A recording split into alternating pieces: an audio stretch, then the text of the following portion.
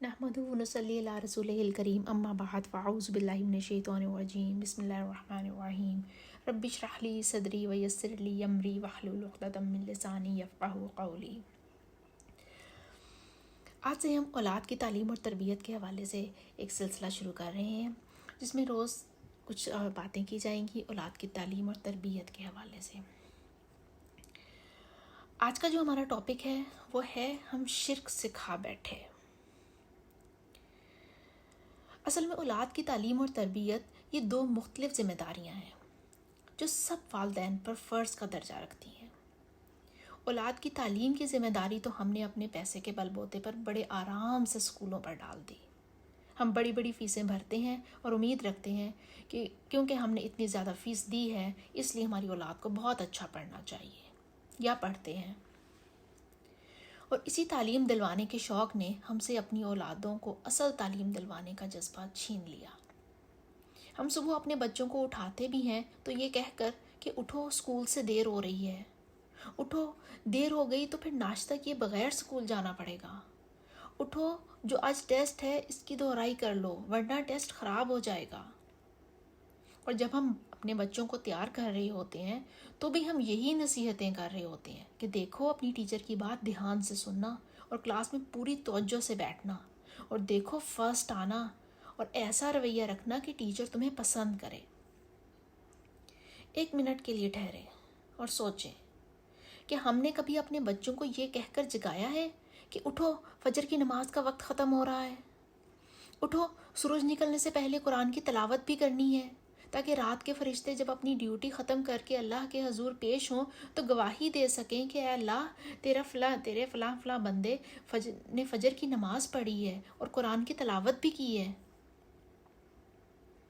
لیکن افسوس یہ کہ ہم نے اپنے بچوں کو یہ تو سکھاتے ہیں کہ دنیا کے سامنے کیسے اچھا لگنا ہے، لیکن یہ نہیں بتاتے کہ اپنے خالق اور مالک اللہ سبحانہ و تعالیٰ کے سامنے کیسے اچھا لگنا ہے۔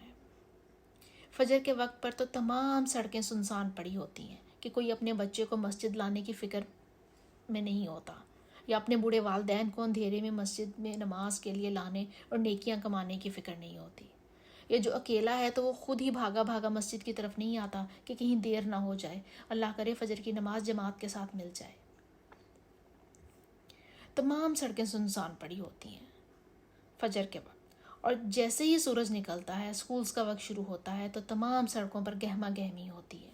گھروں کے اندر بھی جلدی مچی ہوتی ہے کہ کہیں بچوں کو دیر نہ ہو جائے۔ سڑکوں پر ہر کسی کو وقت پر پہنچنے کی جلدی کی فکر نے ٹریفک کو جگہ جگہ پر جام کیا ہوتا ہے، اور جو اچھا سا تیار ہو کر ناشتہ تناول فرما کر وقت پر اپنے کام پر جانے اور وقت پر اپنے بچوں کو اسکولز چھوڑنے میں کامیاب ہو جاتا ہے وہ اپنے آپ کو بہت عقل مند سمجھتا ہے کہ وہ اپنے بچوں کی بہت اچھی تعلیم اور تربیت کر رہا ہے، اپنے بچوں کو بہت اچھی تعلیم اور تربیت دے رہا ہے۔ بہت افسوس کے ساتھ کہنا پڑ رہا ہے کہ اس رویے سے نہ تو ہم اپنے بچوں کو اچھی تعلیم دے رہے ہیں اور نہ ہی اچھی تربیت دے رہے ہیں۔ ہم نے اولاد کی تربیت کے حوالے سے ایک سلسلہ شروع کیا ہے جس میں ہم قرآن اور صحیح احادیث کے مطابق اولاد کی تعلیم اور تربیت کے بارے میں بات کیا کریں گے۔ ہم سمجھتے ہیں کہ اولاد کی تعلیم ایک مشکل کام ہے اور ہم اس پر بھی اپنی آنے والی بلاگز اپنے آنے والی ویڈیوز میں بات کریں گے، لیکن اولاد کی تربیت ایک ایسا کام ہے جو بچی کی پیدائش کے ساتھ ہی شروع ہو جاتا ہے، اور بعض تحقیقات کے مطابق بچہ پیدائش سے پہلے ہی ماں کے احساسات اور جذبات اپنے اندر جذب کرنے لگتا ہے، اور پیدائش کے بعد جب والدین کو دنیا کی اور دنیا داری کی پڑی ہوتی ہے تو انجانے میں ہم اپنے بچوں کی تربیت کر رہے ہوتے ہیں کہ دنیا کو کیسے خوش رکھنا ہے، یعنی ہم اپنے بچوں کو انجانے میں شرک کرنا سکھا رہے ہوتے ہیں کہ دنیا والوں کی مرضی کے مطابق زندگی گزارنی ہے یا کیسے گزارنی ہے۔ پیسے کا شرک سکھاتے ہیں کہ پیسے سے ہر خوشی مل جاتی ہے، اس لیے ایک مہینے کا بچہ ملازمہ کے حوالے کر کے پیسہ کمانے نکل جاتے ہیں۔ نفس کا شرک سکھاتے ہیں، جب خود فجر کی نماز کے لیے بیدار نہیں ہوتے یا ظہر کی نماز مہمانوں میں بیٹھ کر گزار دیتے ہیں، یا عصر اور مغرب کی نماز شاپنگ کرنے میں بھول جاتے ہیں، اور عشاء کی نماز میں ظاہری سی بات ہے اتنا تھک جاتے ہیں کہ دل کرتا ہے کہ بچہ بھی چپ کر کے سو جائے اور ہم بھی اپنی نیند پوری کر لیں، تو ہم اپنے نفس کا جو شرک ہے وہ بچوں میں منتقل کر رہے ہوتے ہیں۔ ہم بچوں کو شرک سکھا بیٹھتے ہیں انجانے میں، ہمیں پتہ بھی نہیں چلتا، اور ہم بچوں کی تربیت میں شرک اتنا شامل کر دیتے ہیں کہ اندازہ بھی نہیں کر بیٹھ پاتے۔ اگر غور کیا جائے تو اولاد کی تربیت ایک مشکل اور تھکا دینے والا کام ہے۔ ابن القیم الجوزی رحمۃ اللہ علیہ کہتے ہیں، بے شک گناہوں میں سے کچھ گناہ ایسے بھی ہوتے ہیں جن کا کفارہ انسان کو اولاد کی طرف سے ملنے والے غم کے سوا کچھ نہیں ہوتا، تو خوشخبری ہے اس کے لیے جو اپنے بیٹوں کی تربیت کا اہتمام اس طریقے پر کرتا ہے جو اللہ سبحانہ و تعالیٰ کی پسند اور رضا کا ہے، اور خوشخبری ہے اس کے لیے جس کے لیے اولاد کی تربیت میں تکلیف اٹھانا اس کے گناہوں کا کفارہ بن جاتا ہے۔ لہٰذا اگر تم اپنے بیٹوں میں کوئی ایسی بات دیکھو جو تمہیں ان کی تربیت کے معاملے میں تھکا دیتی ہو تو اپنے رب سے اپنے گناہوں کی بخشش طلب کرو۔ مقاتل بن سلیمان رحمۃ اللہ علیہ منصور عباسی خلیفہ کے پاس آئے،